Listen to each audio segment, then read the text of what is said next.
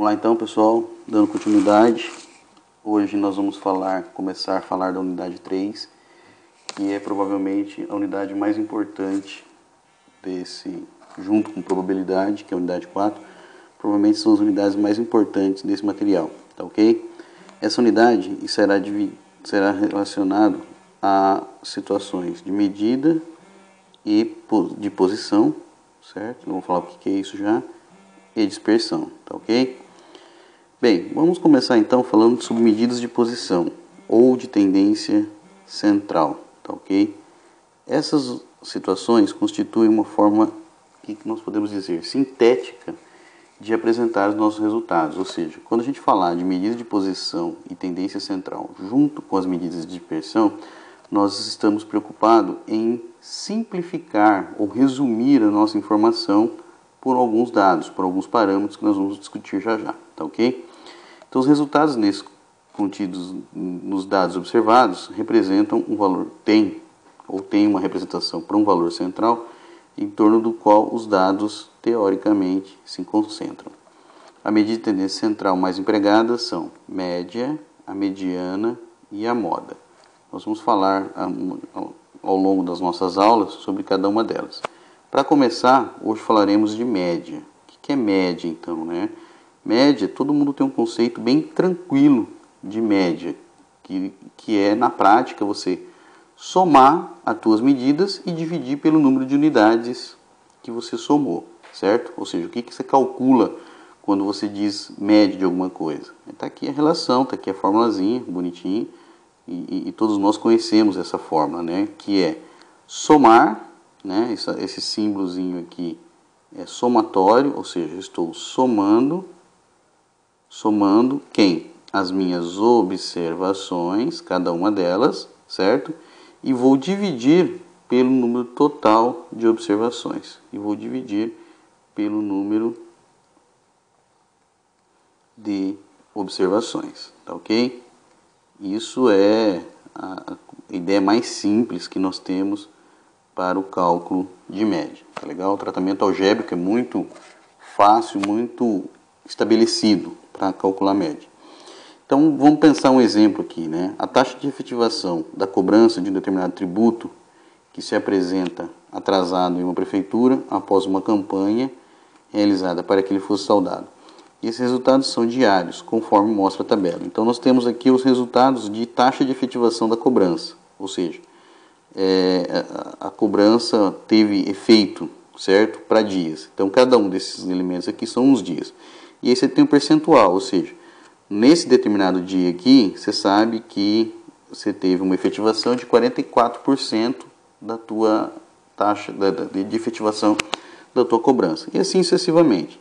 Se nós fôssemos calcular a média aqui, se nós estivéssemos preocupados em calcular a média aqui, como é que nós faríamos? Nós íamos pegar, somar todos esses elementos, 44 mais 46 mais todos eles, certo?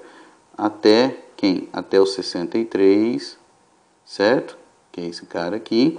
E nós íamos dividir pelo número de elementos. Nós contarmos aqui 1, 2, 3, 4, 5, 6, 7, 8, 9. 9 vezes 2, nós vamos dividir por 18 observações. O resultado disso, com certeza, vai dar essa média aqui de 56,67%. Então, nós podemos interpretar o quê? A ideia de interpretação da média dos resultados seria que o resultado da média, na prática, é o número de efetivação diária médio é de 56%, podendo ocorrer taxas maiores ou menores ou até igual ao valor encontrado, tá ok? Então, uma coisa que a gente tem que entender é que a média dá uma ideia de centralidade, de posição, de como que as coisas se comportam. Você pode ter sempre valores maiores, menores ou até mesmo igual ao valor médio encontrado, tá legal? Mas e se eu tenho uma distribuição de frequência? E se eu tenho uma distribuição de frequência, como é que nós calculamos a média? Então nós começamos aqui a ter algumas diferenças daquela ideia de média que nós temos básico, né? Daquela ideia de média tranquilo que nós temos. Então vamos pensar nesse exemplo aqui. Para facilitar um projeto de aplicação da rede de esgoto de uma certa região em uma cidade, os engenheiros da Prefeitura Municipal tomaram uma amostra de 52 ruas, certo? Tamanho total da amostra ou a soma de todas as frequências absolutas, contando o número de casas por rua. E aí, a partir daí, eles contaram o número de casas por rua. Os dados referentes a uma pesquisa de mercado foram agrupados como segue nessa situação. Então, o que você sabe? Número de casas por rua. Quando você tem de 0 a 2 casas, você tem 5 ruas que tem de 0 a 2 casas. Então, você tem 5 ruas de 0 a 2 casas. De 2 a 4 casas, você contou e você tem 7 ruas. Ou seja, qual o número de ruas ou qual o número de casas que aparece mais ruas que o número de casas? Você sabe, se olhar aqui na tua frequência, você sabe que entre 8 e 12 casas, você obteve 16 ruas que tem entre 8 ou 12 casas. Só para você tentar entender o que essa tabela está dizendo para você. Mas a preocupação minha é o seguinte: como é que nós vamos calcular a média dessa tabela? Como é que nós vamos fazer isso? Para fazer essa média, nós temos a seguinte formulazinha, que diz o seguinte: você vai fazer a soma de quem? Das frequências absolutas. Então isso aqui é quem? É a tua frequência absoluta, certo?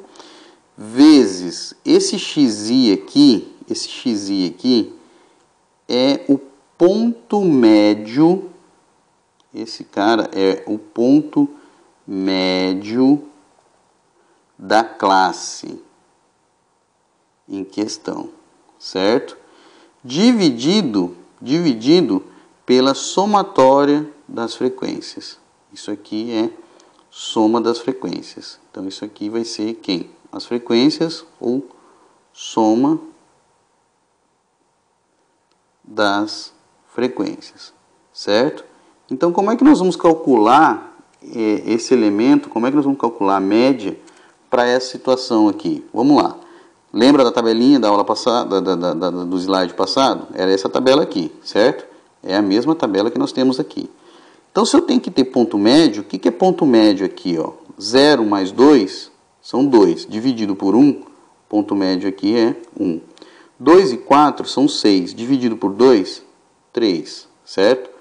4 e 8 são 4 mais 8, 12. Dividido por 2 são 6. Certo? Ponto médio aqui.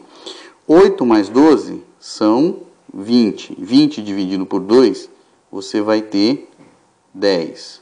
Tá legal? 12 mais 16 são 28. 28 dividido por 2, você vai ter 14. E 16 mais 20, 32. 36. 36 dividido por 2, 18. E aí você vai substituir esses valores. Então, o que essa fórmula está dizendo? Isso aqui é uma fórmula para calcular a média também. Nós vamos calcular a média também aqui, tá? Já que nós vamos calcular a média aqui, a preocupação é como é que nós vamos calcular essa média. Então, nós vamos multiplicar, ou vamos somar a ponto médio, está aqui 1, nós encontramos, vezes a frequência da classe. Qual é a frequência da classe? 5, certo? Mais próxima classe. Qual é o ponto médio da próxima classe? 3.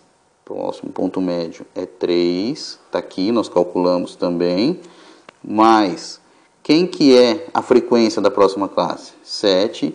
E assim sucessivamente, tá? Até chegar na última classe. Qual é a última classe? A última classe é ponto médio dela é 18, certo? Ponto médio dela é 18, tá aqui, certo? Ponto médio dela é 18, vezes a frequência. Qual é a frequência? 5.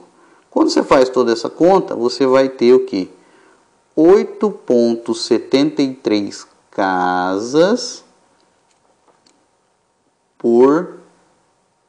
em média por rua, certo? Então, na verdade, o que você vai encontrar aqui? Você tem, na distribuição, você vai encontrar que enquanto tem ruas com 2 casas, enquanto tem ruas com 4 e assim sucessivamente, na média você vai encontrar o que? 8,73 casas por rua. Essa é a informação que você acabou de calcular, você acabou de descobrir, certo? Isso para nós é extremamente importante. Então nós começamos a trabalhar com esses elementos para poder entender como é que essas coisas funcionam, certo? Então o que nós tínhamos que tomar cuidado, o que nós tínhamos que entender? Como é que você calcula esses valores aí, tá? Próxima situação que nós temos para a média é a chamada média ponderada. O que é uma média ponderada? Uma média ponderada é aquela quando você põe peso nas suas observações. Então, aqui você tem observações, aqui você tem as observações, certo? E aqui você tem os chamados pesos, né? Você começa a pôr peso nas suas observações, certo? E você vai dividir pelo somatório dos pesos. Então, você vai dividir pela soma dos pesos, né? Como exemplo disso, como é que nós podemos ter como exemplo disso? Para entendermos melhor, imagine um processo de avaliação com funcionário público que foi dividido em 3 etapas, independente das provas. Nessas etapas você tem a primeira etapa, um determinado funcionário tirou 90, na segunda etapa ele tirou 70 e na terceira etapa ele tirou 85. Se eu definir que a primeira tem peso 1, a segunda tem peso 2 e a terceira peso 3, como é que eu vou calcular essa média? Como é que eu vou calcular o valor médio dele? Então eu vou calcular o valor da observação, certo? O valor da observação vezes o peso, certo?